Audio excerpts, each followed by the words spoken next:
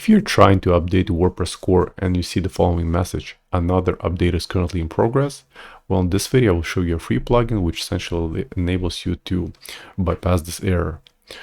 So go to the plugins and then click add new.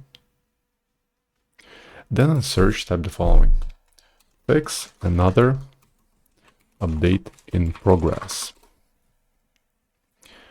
And you should look for the following plugin, then click install now, and then click activate. So the plugin's installed. Now go to settings and click fix another update in progress. As you can see, there's a red message here: WordPress update is locked. Click the button below to fix it. So click on it. And now we should be able to proceed with the update. So let me go ahead and go to updates.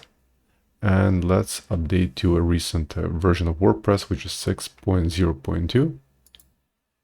It should go through. Fantastic. As you can see, the update is going through just fine.